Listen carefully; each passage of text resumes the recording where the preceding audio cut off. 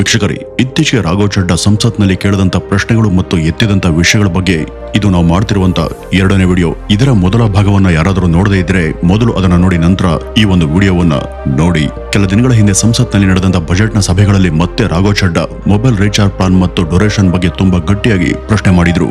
Mobile recharge, ಬ್ಯಾಂಕ್ಗಳ minimum balance ಮತ್ತು ಪೆನಾಲ್ಟಿಗಳು, ಸರ್ಕಾರಿ ಆಸ್ಪತ್ರೆಗಳ ಸ್ಥಿತಿ ಮತ್ತೆ ಆಹಾರ ಕಲಬೆರಕೆ ಮತ್ತು ಕಾಪಿರೈಟ್ ಕಾನೂನುಗಳು ಸೇರಿದಂತೆ ಹಲವು ವಿಷಯಗಳ ಬಗ್ಗೆ ಅವರು ಪ್ರಶ್ನೆಯನ್ನ ಎತ್ತಿದ್ರು. ವೀಕ್ಷಕರೇ, ಇಲ್ಲಿ ಮುಖ್ಯ ಪ್ರಶ್ನೆ ಏನು ಅಂದ್ರೆ, ಈ ರಾಘವ್ ಚಡ್ಡಾ ಈಗ ಯಾಕೆ ಈ ಎಲ್ಲಾ ವಿಷಯಗಳ ಬಗ್ಗೆ ಮಾತನಾಡ್ತಿದ್ದಾರೆ, ಅದರ ಹಿಂದೆ ಇರುವಂತ ಕಾರಣ ಏನು ಅನ್ನೋದನ್ನ ಇವತ್ತಿನ ಈ ಒಂದು ವಿಡಿಯೋದಲ್ಲಿ ಈ ಮುಂದೆ ನೋಡ್ತಾ ಹೋಗೋಣ. ವೀಕ್ಷಕರೇ, ಇತ್ತೀಚೆಗೆ ಹಣಕಾಸು ಸಚಿವೆ ನಿರ್ಮಲಾ ಸೀತಾರಾಮನ್ ಸಂಸತ್ನಲ್ಲಿ ಬಜೆಟ್ ಅನ್ನ ಮಂಡಿಸಿದ್ರು. ಆ ಒಂದು ಬಜೆಟ್ನ ಮೊದಲ ಹಂತದ ಚರ್ಚೆ ಜನವರಿ 28ರಿಂದ ಫೆಬ್ರವರಿ 13ನೇ ತಾರೀಕುವರೆಗೂ ನಡೆಯಿತು. ಈ ಒಂದು ಹಂತದಲ್ಲಿ ರಾಘವ್ ಚಡ್ಡಾ ಕೇಳದಂತ ಪ್ರಶ್ನೆಗಳ ಬಗ್ಗೆ ನಾವು ಈಗಾಗಲೇ ನಿಮಗೆ ಮೊದಲ ವಿಡಿಯೋದಲ್ಲಿ ತಿಳಿಸಿದ್ದೇವೆ. ಇದೀಗ ಎರಡನೇ ಹಂತದ ಬಜೆಟ್ ಚರ್ಚೆ ಮಾರ್ಚ್ 9ರಿಂದ ಶುರುವಾಯಿತು. ಈ ಒಂದು ಚರ್ಚೆ ಶುರುವಾದ ತಕ್ಷಣ ರಾಘವ್ ಚಡ್ಡಾ ಮೊಬೈಲ್ ರೀಚಾರ್ಜ್ ವಿಷಯವನ್ನ ಮೊದಲ ಇಶ್ಯೂ ಆಗಿ ಎತ್ತಿದ್ರು. ಭಾರತದಲ್ಲಿ ಸುಮಾರು 125 ಕೋಟಿ ಟೆಲಿಕಾಂ ಬಳಕೆದಾರರು ಇದ್ದಾರೆ. ಅದರಲ್ಲಿ 90% ಜನ ಪ್ರೀಪೇಯ್ಡ್ ಬಳಕೆದಾರರು. ಇವ್ರಿಗೆ ಎರಡು ದೊಡ್ಡ ಸಮಸ್ಯೆಗಳು ಇದ್ದಾವೆ. ಮೊದಲನೇದು, ರೀಚಾರ್ಜ್ ಮುಗಿದ ಕೂಡಲೇ ಔಟ್ ಗೋಯಿಂಗ್ ಕಾಲ್ಸ್ ಮಾತ್ರವಲ್ಲ, ಇನ್ಕಮಿಂಗ್ ಕಾಲ್ಸ್ ಕೂಡ ಬ್ಲಾಕ್ ಆಗುತ್ತೆ. ಇನ್ನು ಎರಡನೇ ಸಮಸ್ಯೆ, ಬಹುತೇಕ ಟೆಲಿಕಾಂ ಕಂಪನಿಗಳು ತಿಂಗಳ ರೀಚಾರ್ಜ್ ಅನ್ನ ಕೇವಲ 28 ದಿನಗಳಿಗೆ ಮಾತ್ರ ಕೊಡ್ತಿವೆ. ಆದ್ರೆ ನಮ್ಗೆ ಮಾತ್ರ ಇದು 1 ತಿಂಗಳು ಅನ್ವಯಿಸುತ್ತೆ. ಆದ್ರೆ ವಾಸ್ತವದಲ್ಲಿ ಪ್ರತಿ ತಿಂಗಳು 2 ರಿಂದ 3 ದಿನ ಕಡಿತವನ್ನ ಮಾಡ್ತಿದ್ದಾರೆ. ಅಂದ್ರೆ ವರ್ಷಕ್ಕೆ 29 ದಿವಸಗಳು ಕಡಿಮೆ ಆಗುತ್ತೆ. ಹಾಗಾಗಿ ನಾವು 12 ತಿಂಗಳು ಬದಲು 13 ತಿಂಗಳು ರೀಚಾರ್ಜ್ ಅನ್ನ ಮಾಡ್ತಾ ಇರ್ತೀವಿ. ಆದ್ರೆ ಈ ಒಂದು ವಿಷಯ ನಮ್ಗೆ ಗೊತ್ತೇ ಆಗೋದಿಲ್ಲ. ಪ್ರಪಂಚದ ಎಲ್ಲಾ ಕಡೆ ಬಿಲ್ಲಿಂಗ್ ನ ಸೈಕಲ್ 30 ರಿಂದ 31 ದಿನಗಳಲ್ಲಿ ಇರುತ್ತೆ. Salary, rent, EMI, electronic bill, ಈ ರೀತಿ ಎಲ್ಲವೂ ಕೂಡ. ಆದ್ರೆ ಮೊಬೈಲ್ ಬಿಲ್ ಮಾತ್ರ 28 ದಿನ. ಇದು ಟೆಲಿಕಾಂ ಕಂಪನಿಗಳ ಕಿಲಾಡಿ ಆಟ ಅಂತ ರಾಘವ್ ಚಡ್ಡಾ ಹೇಳಿದ್ರು. 28 दिन into 13 times is equal to 364 days. ये एक बड़ी क्लेवर स्ट्रैटेजी है जिसके चलते आपको फीलिंग 30 दिन की देते हैं लेकिन आपसे डीलिंग 28 दिन की करते हैं. ಆದ್ರೆ ಈ ಒಂದು ಪ್ರಶ್ನೆಗೆ ಸರ್ಕಾರದಿಂದ ಇನ್ನೂ ಕೂಡ ಪ್ರತಿಕ್ರಿಯೆ ಬಂದಿಲ್ಲ. ಇನ್ನು ಎರಡನೇ ಪ್ರಶ್ನೆ ಏನಪ್ಪಾ ಅಂದ್ರೆ, ಬ್ಯಾಂಕಿಂಗ್ ಪ್ರಾಬ್ಲಮ್ಸ್. ಕೆಲವು ತಿಂಗಳ ಹಿಂದೆ ಪಾರ್ಲಿಮೆಂಟ್ ನಲ್ಲಿ ಬ್ಯಾಂಕಿಂಗ್ ಲಾ ಅಮೆಂಡ್ಮೆಂಟ್ಸ್ ಬಿಲ್ ಬಗ್ಗೆ ಚರ್ಚೆ ನಡೆಯಿತು. ಅಲ್ಲಿ ರಾಘವ್ ಚಡ್ಡಾ ಎರಡು ಸಮಸ್ಯೆಗಳನ್ನ ಎತ್ತಿದ್ರು. ಮೊದಲನೇದು ಹಿಡನ್ ಚಾರ್ಜಸ್ ಮತ್ತೆ ಎರಡನೇದು ಡಾಟಾ ಲೀಕ್ಸ್. ವೀಕ್ಷಕರಿ, ನಾವು ಯಾವುದೇ ಬ್ಯಾಂಕ್ ಅಲ್ಲಿ ಅಕೌಂಟ್ ಅನ್ನ ಓಪನ್ ಮಾಡಿದ ನಂತರ ಅದರಲ್ಲಿ ಮಿನಿಮಮ್ ಬ್ಯಾಲೆನ್ಸ್ ಮೇಂಟೈನ್ ಮಾಡದಿದ್ರೆ ಬ್ಯಾಂಕ್ಗಳು ನಮಗೆ ಪೆನಾಲ್ಟಿಯನ್ನ ಹಾಕ್ತವೆ. ಅದು ₹100 ₹600 ಕಟ್ ಆಗುತ್ತೆ. 2022 ಮತ್ತು 23ನೇ ಫೈನಾನ್ಷಿಯಲ್ ಇಯರ್ ನಲ್ಲಿ ಈ ರೀತಿಯ ಮಿನಿಮಮ್ ಬ್ಯಾಲೆನ್ಸ್ ಪೆನಾಲ್ಟಿಯಿಂದ ಬ್ಯಾಂಕ್ಗಳು ಸುಮಾರು ₹35,000 ಕೋಟಿಯನ್ನ ಸಂಪಾದನೆ ಮಾಡಿವೆ ಅಂದ್ರೆ ನೀವು ನಂಬಲೇಬೇಕು. ಇಲ್ಲಿ ಮಿನಿಮಮ್ ಬ್ಯಾಲೆನ್ಸ್ ಪೆನಾಲ್ಟಿ ಮಾತ್ರ ಅಲ್ಲ, ATM ಯೂಸೇಜ್ ಚಾರ್ಜಸ್ ಕೂಡ ಹಾಕ್ತವೆ. ಬ್ಯಾಂಕ್ಗಳು ಕೆಲವು ATM ಟ್ರಾನ್ಸಾಕ್ಷನ್ ಗಳನ್ನ ಫ್ರೀ ಆಗಿ ಕೊಡ್ತವೆ. ಆದ್ರೆ ಅದನ್ನ ದಾಟಿದ್ರೆ ಪ್ರತಿ ಟ್ರಾನ್ಸಾಕ್ಷನ್ ಗೆ ₹20 ರಿಂದ ₹30 ಚಾರ್ಜ್ ಮಾಡ್ತಾರೆ. ಅದಷ್ಟಲ್ಲದೆ ಅಕೌಂಟ್ ಆಕ್ಟಿವ್ ಆಗಿರದೇ ಇದ್ರೆ ಪ್ರತಿ ಕ್ವಾರ್ಟರ್ಗೆ ₹100 ರಿಂದ ₹150 ಚಾರ್ಜ್ ಮಾಡ್ತಾರೆ. ಮತ್ತೆ ಇಷ್ಟಲ್ಲದೆ ಏನಾದ್ರೂ ಅರ್ಜೆಂಟ್ ಅಂತ ಬ್ಯಾಂಕ್ ಸ್ಟೇಟ್ಮೆಂಟ್ ಕೇಳಿದ್ರೆ ಅದಕ್ಕೆ ₹100 ಎಕ್ಸ್ಟ್ರಾ ಚಾರ್ಜ್ ಮಾಡ್ತಾರೆ. ಇನ್ನು SMS ಅಲರ್ಟ್ ಹೆಸರಲ್ಲಿ ಅಕೌಂಟ್ ನಿಂದ ಹಣವನ್ನ ಕಟ್ ಮಾಡ್ತಾರೆ. ಆನ್ಲೈನ್ ಟ್ರಾನ್ಸಾಕ್ಷನ್ ಮಾಡಿದ್ರೆ ಟ್ರಾನ್ಸಾಕ್ಷನ್ ಫೀಸ್ ಅಂತ ಚಾರ್ಜ್ ಮಾಡ್ತಾರೆ. ಮತ್ತೆ ಇಲ್ಲಿ ಇನ್ನೂ ಕೂಡ ಒಂದು ವಿಚಿತ್ರದ ವಿಷಯ ಏನು ಅಂದ್ರೆ, ನಮ್ಗೆ ಯಾರಿಗೂ ಲೋನ್ ಬೇಕಾಗಿಲ್ಲ ಅಂದ್ರೂ ಕೂಡ ಅವರು ಕರೆ ಮಾಡಿ SMS ಮಾಡಿ ಲೋನ್ ತಗೊಳ್ಳಿ ಅಂತ ಒತ್ತಾಯಿಸ್ತಾರೆ. ಆದ್ರೆ ಒಂದ್ಸಾರಿ ಲೋನ್ ತಗೊಂಡ್ರೆ ಪ್ರೊಸೆಸಿಂಗ್ ಫೀಸ್ ಅನ್ನ ನಾವೇ ಕೊಡಬೇಕು. ಇನ್ನು ಲೋನ್ ಅನ್ನ ಡ್ಯೂ ಡೇಟ್ ಗಿಂತನೂ ಕೂಡ ಮುಂಚೆನೆ ಕ್ಲೋಸ್ ಮಾಡಿದ್ರೆ ಫ್ರೀ ಕ್ಲೋಸರ್ ಚಾರ್ಜ್ ಅನ್ನು ಕೂಡ ಕೊಡಬೇಕು. ಮತ್ತೆ ಲೋನ್ ಡೇಟ್ಗೆ ಹಣವನ್ನ ಪಾವತಿ ಮಾಡದೇ ಇದ್ರೆ ಮತ್ತೆ ಪೆನಾಲ್ಟಿಯನ್ನ ಹಾಕ್ತಾರೆ. ಈ ರೀತಿ ಒಂದಲ್ಲ ಎರಡಲ್ಲ, ಸಾಮಾನ್ಯ ಜನಕ್ಕೆ ಅಕೌಂಟ್ ಇಂದ ಬ್ಯಾಂಕ್ಗಳು ಹಲವು ರೀತಿಯಲ್ಲಿ ಹಣವನ್ನ ಕಟ್ ಮಾಡ್ತಿವೆ. ನಮ್ಮ ಅಕೌಂಟ್ ಇಂದ ಹಣ ಹೇಗೆ ಕಟ್ ಆಗ್ತಿದೆ ಅಂತ ಇನ್ನೂ ಕೂಡ ಬಹುತೇಕ ಜನಕ್ಕೆ ಗೊತ್ತೇ ಇಲ್ಲ. ಕಸ್ಟಮರ್ಸ್ಗೆ ತಿಳಿದೇನೆ ಬ್ಯಾಂಕ್ ಹಲವು ರೀತಿಯ ಚಾರ್ಜಸ್ ಮೂಲಕ ಹಣವನ್ನ ವಸೂಲಿ ಮಾಡ್ತಿದ್ದಾವೆ. ಆದ್ರಿಂದ ಬ್ಯಾಂಕಿಂಗ್ ಕಾನೂನುಗಳಲ್ಲಿ ಬದಲಾವಣೆ ತರಬೇಕಾದ್ರೆ ಮೊದಲು ಈ ಸಮಸ್ಯೆಗಳನ್ನ ಸರಿಪಡಿಸಿ ಅಂತ ರಾಘವ್ ಚಡ್ಡಾ ಸಂಸತ್ನಲ್ಲಿ ಹೇಳಿದ್ರು. और कस्टमर्स को पता भी नहीं लगता कि कितना पैसा बैंक इन नाना प्रकार के चार्जेस के चलते आम आदमी से वसूल रहा है. ಇದಷ್ಟಲ್ಲದೆ ಜೊತೆಗೆ ಇನ್ನೂ ಕೂಡ ಒಂದು ದೊಡ್ಡ ಸಮಸ್ಯೆ, ಅದು ಡೇಟಾ ಲೀಕ್ಸ್. ಜನ ಬ್ಯಾಂಕ್ ಮೇಲೆ ನಂಬಿಕೆ ಇಟ್ಟು ತಮ್ಮ ಹಣ ಮತ್ತು ಪರ್ಸನಲ್ ಡೇಟಾವನ್ನ ಕೊಡ್ತಾರೆ. PAN card, Aadhaar card, address proof, ಈ ರೀತಿ ಇತ್ಯಾದಿ. ಆದ್ರೆ ನಾವು ಕೊಟ್ಟಂತ ನಮ್ಮ ಈ ಪರ್ಸನಲ್ ವಿವರಗಳು ಸೇಫ್ ಆಗಿದೆ ಅಂದ್ರೆ ಅದು ಕೂಡ ಇಲ್ಲ. ಡೈರೆಕ್ಟ್ ಆಗಿನೋ ಅಥವಾ ಇಂಡೈರೆಕ್ಟ್ ಆಗಿನೋ ಈ ಒಂದು data marketing companies, credit card companies, real estate companies ಈ ತರ ಎಲ್ರಿಗೂ ಸೇಲ್ ಆಗ್ತಿವೆ. ಈ ರೀತಿ ನಮ್ಮ ಡೇಟಾ ಲೀಕ್ ಆಗೋದ್ರಿಂದ ನಮ್ಗೆ ದಿನ ನಿಮ್ಗೆ ಲೋನ್ ಬೇಕಾ, ಕ್ರೆಡಿಟ್ ಕಾರ್ಡ್ ಬೇಕಾ ಅಥವಾ ಫ್ರಾಡ್ ತಗೊಳ್ತೀರಾ, ಸೈಟ್ ತಗೋತೀರಾ ಅಂತ ಕಾಲ್ಸ್ಗಳು ಬರೋದು. ಉದಾಹರಣೆಗೆ 2019ರಲ್ಲಿ SBI ನಿಂದ ಸುಮಾರು 30 ಲಕ್ಷ ಜನರ ಡೇಟಾ ಲೀಕ್ ಆಯಿತು. Mobile numbers, account details, transaction history ಎಲ್ಲ ಕೂಡ ಲೀಕ್ ಆಯಿತು. ಇನ್ನು 2021ರಲ್ಲಿ ಮೊಬಿಕ್ವಿಕ್ ಪ್ಲಾಟ್ಫಾರ್ಮ್ ನಿಂದ ಸುಮಾರು 35 ಲಕ್ಷ ಜನರ KYC ಡೇಟಾ ಲೀಕ್ ಆಯಿತು. ಅದೇ ವರ್ಷ ಜೆಸ್ಪೇ ಕಂಪನಿಯಿಂದ ಸುಮಾರು 10 ಕೋಟಿ ಕ್ರೆಡಿಟ್ ಕಾರ್ಡ್ ಮತ್ತು ಡೆಬಿಟ್ ಕಾರ್ಡ್ ಡೇಟಾ ಲೀಕ್ ಆಯಿತು. ಹೀಗಾಗಿ ಈ ವಿವರಗಳು ಲೀಕ್ ಆಗ್ತಾ ಇದೆಯಾ ಅಥವಾ ಉದ್ದೇಶ ಪೂರ್ವಕವಾಗಿಯೇ ಲೀಕ್ ಮಾಡ್ತಿದ್ದಾರಾ ಅಂತ ರಾಘವ್ ಚಡ್ಡಾ ಪ್ರಶ್ನೆಯನ್ನ ಎತ್ತಿದ್ರು. ಇನ್ನು ನಾಲ್ಕನೇ ಪ್ರಶ್ನೆ, ಜಿಡಿಪಿ ಆನ್ ಹೆಲ್ತ್. ಕಳೆದ ತಿಂಗಳು ನಡೆದಂತ ಬಜೆಟ್ನ ಸಭೆಗಳಲ್ಲಿ ಹೆಲ್ತ್ ಕೇರ್ ಸೆಕ್ಟರ್ ಬಗ್ಗೆ ಒಂದು ಚರ್ಚೆ ನಡೆಯಿತು. 2026 ಮತ್ತು 27ರ ಫೈನಾನ್ಷಿಯಲ್ ಇಯರ್ಗೆ ಭಾರತೀಯ ಸರ್ಕಾರ ಹೆಲ್ತ್ ಕೇರ್ ಸೆಕ್ಟರ್ಗೆ 1 ಲಕ್ಷ ಕೋಟಿ ಬಜೆಟ್ ಅನ್ನ ಅಲೋಕೇಟ್ ಮಾಡಿದೆ.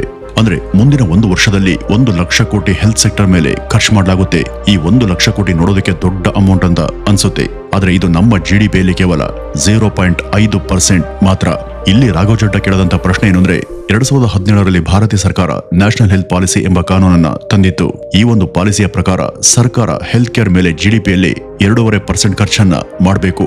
ಈ ಒಂದು ಪಾಲಿಸಿ ಪ್ರಕಾರ ಸರ್ಕಾರ ಹೆಲ್ತ್ ಕೇರ್ಗೆ ನಮ್ಮ ದೇಶದ ಜಿಡಿಪಿಯಲ್ಲಿ 2.5% ಅನ್ನ ಖರ್ಚು ಮಾಡಬೇಕು ಅಂತ ಈ ಒಂದು ಪಾಲಿಸಿ 2017ರಲ್ಲಿ ಬಂದಿದ್ದು. ಅಂದ್ರೆ ಈಗಾಗಲೇ ಸುಮಾರು 9 ವರ್ಷಗಳು ಕಳೆದಿದ್ದಾವೆ. ಆದ್ರೆ ಇವತ್ತಿಗೂ ಭಾರತ ಹೆಲ್ತ್ ಸೆಕ್ಟರ್ ಮೇಲೆ ಕೇವಲ 0.5% ಮಾತ್ರ ಖರ್ಚು ಮಾಡ್ತಿದೆ. ಅಂದ್ರೆ 9 ವರ್ಷಗಳ ಹಿಂದೆ ನಿಗದಿ ಮಾಡಿದಂತ ಈ ಒಂದು ಟಾರ್ಗೆಟ್ ಅನ್ನ ನಾವು ಇನ್ನೂ ಕೂಡ ರೀಚ್ ಆಗಿಲ್ಲ. America, UK, German, Sweden, Netherlands, Denmark, Japan ಈ ರೀತಿ ಮುಂತಾದ ದೇಶಗಳು ತಮ್ಮ ಜಿಡಿಪಿಯಲ್ಲಿ 10% ರಿಂದ 18% ವರೆಗೂ ಹೆಲ್ತ್ ಕೇರ್ ಮೇಲೆ ಖರ್ಚು ಮಾಡ್ತಿದ್ದಾವೆ. ಆದ್ರೆ ಭಾರತ ಮಾತ್ರ ಇನ್ನೂ ಕೂಡ 0.5% ಮಾತ್ರ. ಅದಕ್ಕಾಗಿಯೇ ನಮ್ಮ ದೇಶದ ಗವರ್ನಮೆಂಟ್ ಹಾಸ್ಪಿಟಲ್ ಪರಿಸ್ಥಿತಿ ತುಂಬಾ ಕೆಟ್ಟಾಗಿದೆ. ನಮ್ಮ ಗವರ್ನಮೆಂಟ್ ಹಾಸ್ಪಿಟಲ್ ನಲ್ಲಿ ಸರಿಯಾದ ಇನ್ಫ್ರಾಸ್ಟ್ರಕ್ಚರ್ ಇಲ್ಲ, ಸಾಕಷ್ಟು ಬೆಡ್ಸ್ ಇಲ್ಲ, ಟೆಸ್ಟಿಂಗ್ ಕಿಟ್ಸ್ಗಳು ಮತ್ತು ಮಿಷನರಿ ಕೂಡ ಇಲ್ಲ.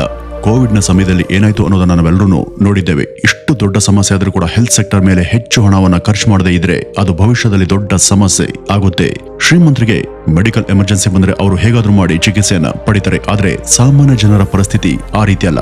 ಆದ್ರಿಂದ 1 ನೇಷನ್ 1 ಎಲೆಕ್ಷನ್ ಇದ್ದಾಗೇನೆ 1 ನೇಷನ್ 1 ಟ್ಯಾಕ್ಸ್ ಇದ್ದಾಗೆ 1 ನೇಷನ್ 1 ಮೆಡಿಕಲ್ ಟ್ರೀಟ್ಮೆಂಟ್ ಅನ್ನು ಕೂಡ ತರಬೇಕು ಅಂತ ರಾಘವ್ ಚಡ್ಡಾ ಸಂಸತ್ನಲ್ಲಿ ಬೇಡಿಕೆಯನ್ನ ಇಟ್ಟಿದ್ರು. ಅಂದ್ರೆ ಬಡವ ಮತ್ತು ಶ್ರೀಮಂತ ಎಂಬ ವ್ಯತ್ಯಾಸ ಇಲ್ಲದೆ ಎಲ್ರಿಗೂ ಸಮಾನ ಚಿಕಿತ್ಸೆ ಸಿಗ್ಬೇಕು ಅನ್ನೋದು ಅವರ ವಾದ. ಇನ್ನು ರಾಘವ್ ಚಡ್ಡಾ ಪಾರ್ಲಿಮೆಂಟ್ ನಲ್ಲಿ ಎತ್ತಂತ 5ನೇ ಪ್ರಶ್ನೆ ಏನಂದ್ರೆ ಆಹಾರ ಕಲಬೆರಕೆ.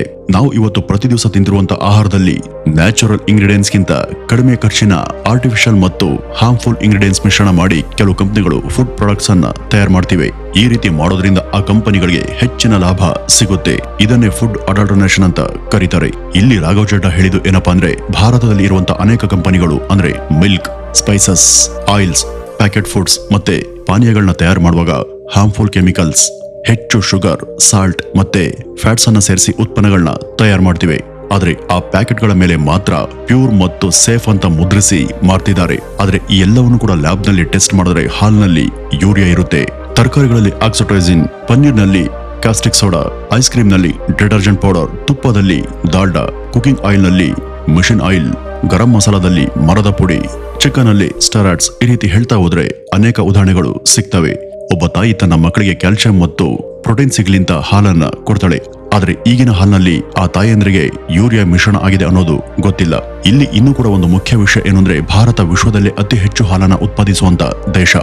ಆದ್ರೂ ಕೂಡ ಹಾಲಿನ ಸ್ಯಾಂಪಲ್ಸ್ ಪರೀಕ್ಷೆ ಮಾಡಿದಾಗ 71% ಸ್ಯಾಂಪಲ್ಸ್ ನಲ್ಲಿ ಯೂರಿಯಾ ಕಂಡುಬಂದಿದೆ, 64% ಸ್ಯಾಂಪಲ್ಸ್ ನಲ್ಲಿ ಸೋಡಿಯಂ ಬೈಕಾರ್ಬನೇಟ್ ಕಂಡುಬಂದಿದೆ. ಇನ್ನು ತರಕಾರಿಗಳು ಹೆಚ್ಚು ದಿನ ಫ್ರೆಶ್ ಆಗಿ ಕಾಣಿಸೋದಕ್ಕೆ ಅದಕ್ಕೆ ಕೆಮಿಕಲ್ ಅನ್ನ ಇಂಜೆಕ್ಟ್ ಮಾಡ್ತಿದ್ದಾರೆ.